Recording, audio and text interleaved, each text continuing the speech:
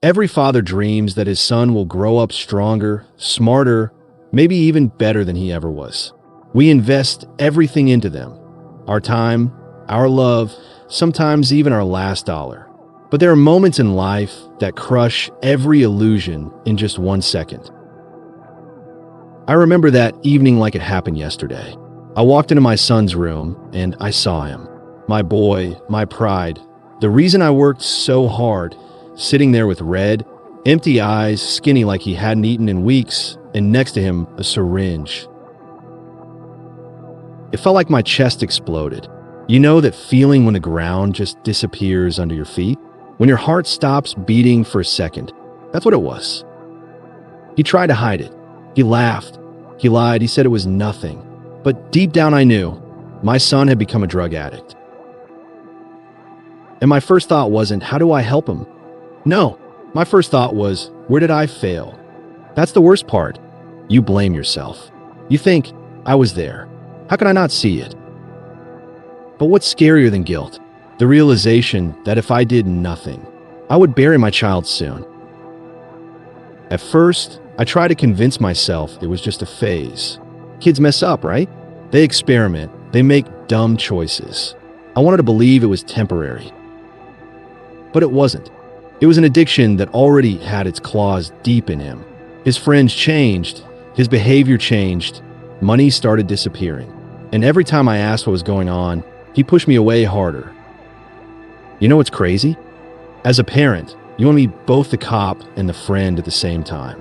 But when it comes to drugs, you can't play both roles. I tried yelling. I tried begging. I even tried pretending I didn't know. None of it worked. One night, I stood in the kitchen at 3 a.m., staring at the front door, waiting for him to come home. I thought, do I lock him out? Do I hug him? Do I call the police? It felt like every option made me the bad guy.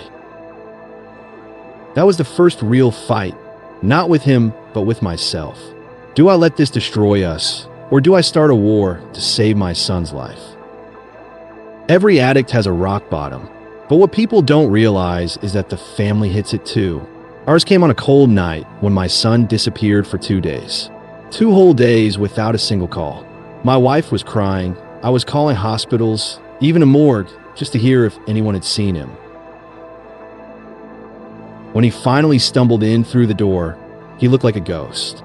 Bruises on his arms, eyes lifeless, and clothes that smelled like the streets.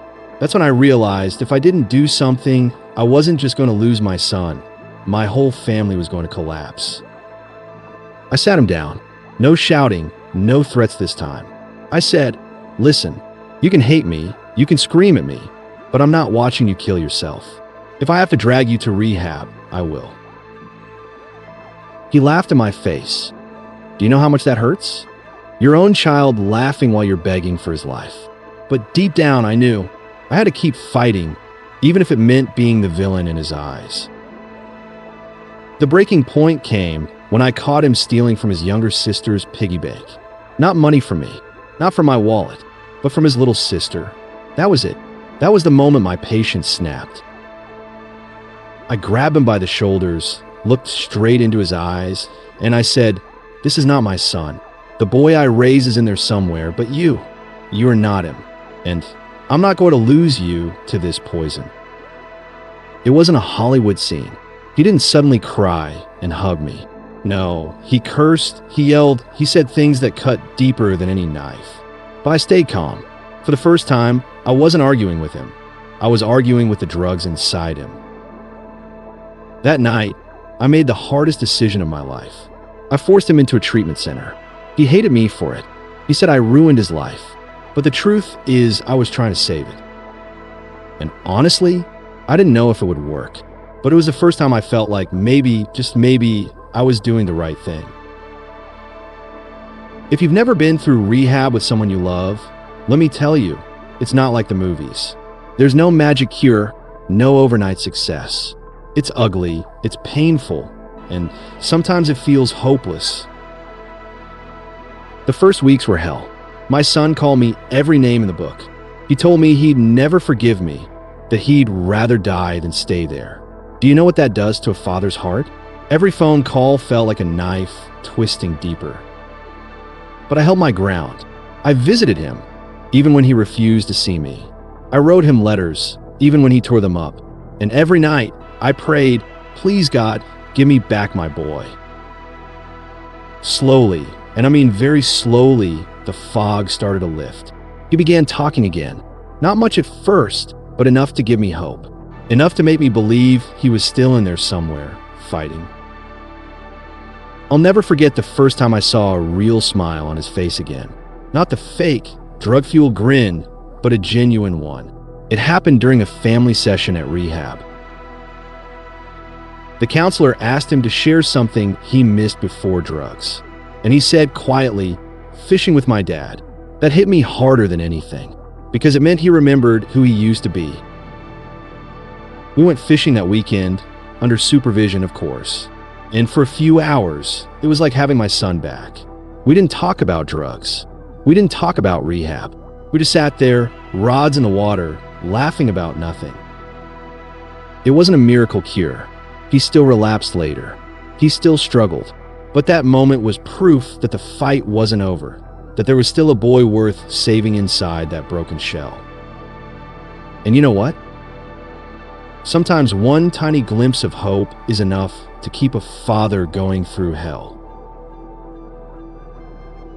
They tell you in rehab that relapse is part of recovery, but when it happens to your kid, it feels like the end of the world. After 6 months clean, my son slipped back. I found him one night sitting in the garage, high again. And I'll be honest, I almost gave up right then. I remember slamming the door, yelling at the sky. Why? After everything, why? My wife broke down in tears. We thought we had lost him all over again. But here's what I learned. Addiction isn't a straight road. It's a battlefield full of setbacks. And as painful as that relapse was, it taught my son something rehab never could. That drugs didn't love him back. That night, he saw the disappointment in his sister's eyes. And for the first time, he said the words, "I don't want this life anymore." That was the turning point. Not me forcing him, not rehab staff telling him, but him deciding he wanted to fight. The climb back was brutal. We started small, daily routines, morning runs, healthy meals. I even made him rebuild trust one step at a time. You want my car keys? Earn them. You want money? Work for it.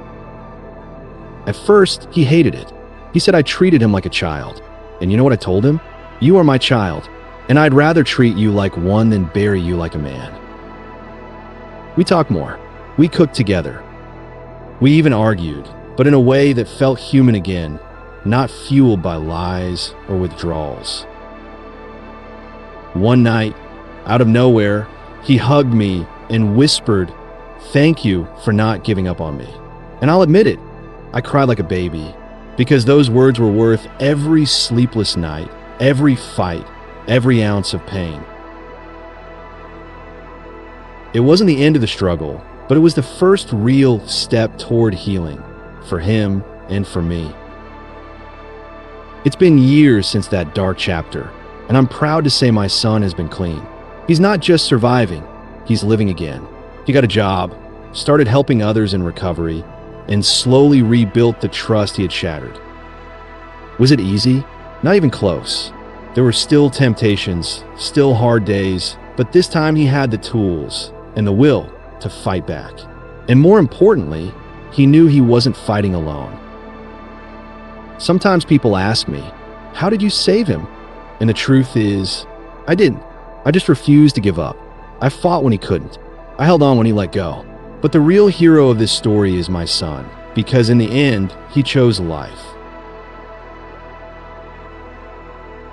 And that's the message I want every parent, every family out there to hear.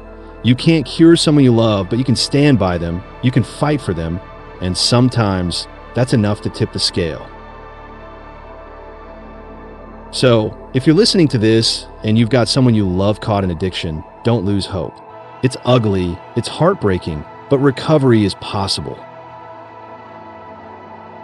And if you're that person struggling, listen to me. You are not beyond saving. My son is living proof. If this story touched you, do me a favor.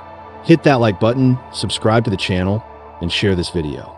You never know, your share might reach someone who desperately needs to hear that change is possible. And I'd love to hear from you in the comments. Have you or someone you know fought this battle? Tell me your story. We're stronger when we share. Thanks for spending this time with me. Remember, never give up on the people you love. Sometimes, just holding on a little longer can save a life. See you in the next story.